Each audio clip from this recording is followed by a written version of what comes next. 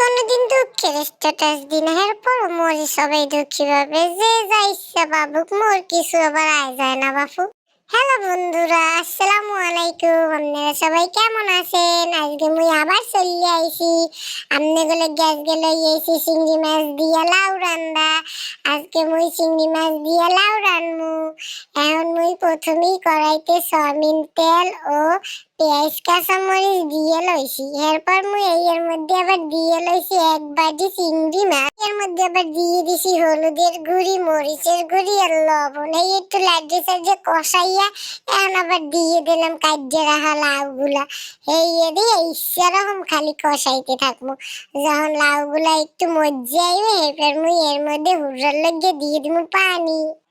মগো বাসায় লাউ চিংড়িটা খাইতে সবাই অনেক পছন্দ করে। লাউটা যদি কষি হয় তাইতে এই লাউ চিংড়িটা হয় সেই মজা। আর কষি হলে লাউ চিংড়িটা রাঁধতে বেশি সময়ও লাগবে না, তাড়াতাড়ি রান্না হইয়া যাইবে। মগো লাউ চিংড়িটা এখন মোরা একটু লাড়াচাড়া দিমু। লাড়াচাড়া দিয়া দেখমু খুন্তি দিয়ে একটা গুঁতা দিয়ে যে লাউটা সেদ্ধ হয়েছে নাকি। এখন দেখি যে না, লাউটা একদম সেদ্ধ হয়ে গেছে। এরপর মোরা এই লাউটারে একটা গামলার মধ্যে নামাইয়া লইলাম। নামাইয়া এরপর এইটারে পরিবেশন করবো। দেখেন দেখি আমাগো লাউ চিংড়িটা চেহারা কেমন হয়েছে। দেখতেই তো মনে হইতেছে অনেক মজা।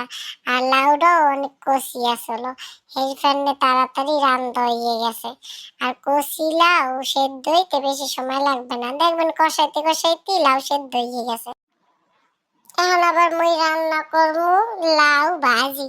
আজকে মুই ছোলা সহ লাউ একদম কুচি কুচি করে কাটে লইছি। এরপরে ভালো মতো চিপে চিপে ধুইয়ে লইছি।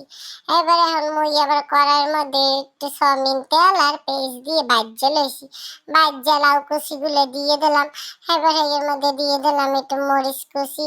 এখন আবার দিয়ে দিলাম একটু হলুদ দিয়ে এরপর লাগিয়ে যে ভালো মতো লাউর মধ্যে মিশিয়ে দিব, যেন ভালো মতো লাল লাগে মিশে যায়। এই লাউ ভাজির মধ্যে আপনারা যদি কেউ ছোট চিংড়ি মাছ বা চিংড়ি মাছের শুটকি যদি দিয়ে ভাজতে পারেন তাহলে এই লাউ স্বাদটা লাগবে অন্যরকম। লাউ ভাজি খাইতে এমনিও মজা লাগে। এরপর যদি আবার লগে আপনারা চিংড়ি মাছ বা চিংড়ি মাছের শুটকি অ্যাড করেন, খাইতে লাগে আরো টেস্ট।